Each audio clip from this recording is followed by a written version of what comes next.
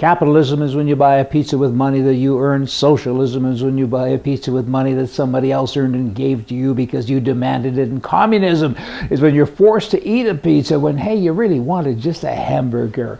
Speaking of leftism, stupidism, and all of that stuff, here's a guy, it's about the issue of income equality. His name is Nichol, and he's a typical liberal. Let's all be equal as long as I have more. He writes all kinds of articles. They're left-leaning. They fit his agenda right down to the letter. And he says, hey, everybody should be equal, but not me. He makes $205,400 a year, and he teaches one class per semester. In addition to that, he's paid $7,500 to run the poverty center. Where's the equality in that? Hey, and this is a guy that continues, to talk about how bad the right is, and he's right there. He says, though, I have the right to earn as much money as I can while I'm still fighting for a more fair and equal distribution of income in the United States of America. You and Okami and all the other guys, I'll believe it when you take your money and distribute it out among the masses of the great unwashed. Until then, shut your mouth. Because that's what they're all about. They're awful people. They got a mental disease and they should go somewhere and get fixed. Just saying. Now, a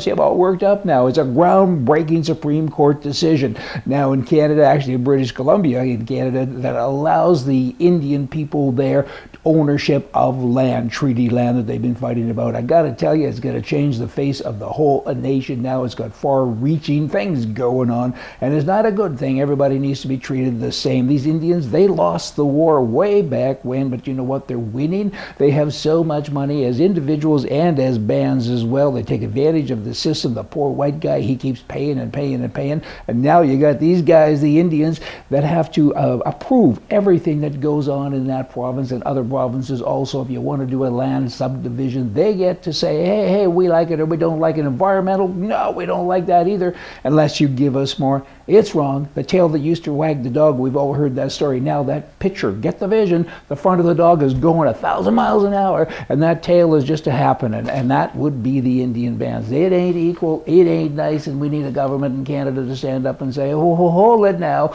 we're going to fix this, we're going to treat you all the same. Imagine that. Equality. Havana. Equality, some people have equality there. I guess if your name is Castro, maybe you're fine. Car dealers, though, a while ago, they were told, hey, you can sell cars now to the masses. You go and do that, that's okay. So in the last 6 months, they had a booming period. They sold 50 cars and 4 motorcycles nationwide. Booming. They say it's booming in all of the press there because we removed the limits, so says the government, on auto purchase for the first time in half a century since we've been in power. We, the people that think for you because you're too dumb. However, prices now are so high, nobody can afford the cars anyway. The average Cuban worker makes $20 a month, and cars on the dealership, guess why they've only sold 50? The cars on the dealership lots are upwards to $100,000 for normal average cars, and they go well beyond that to $250,000 for semi-luxury, and most cars are the $30,000 range.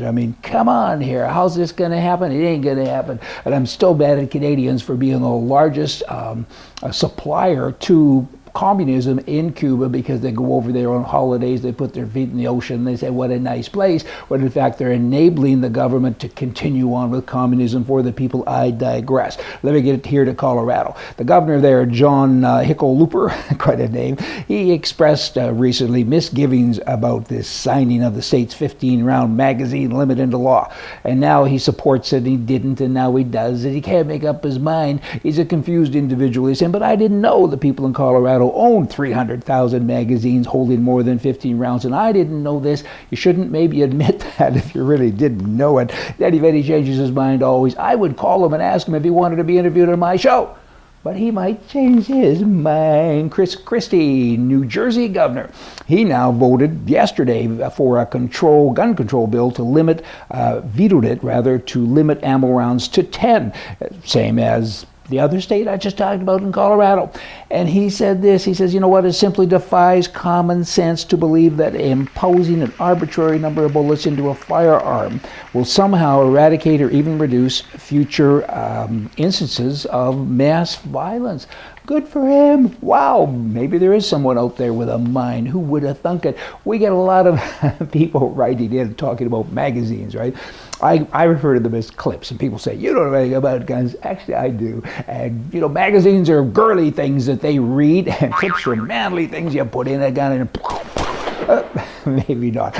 I call them both things. But anyway, thanks for being observant. Y'all come back here tomorrow. We're going to have more for you from the right.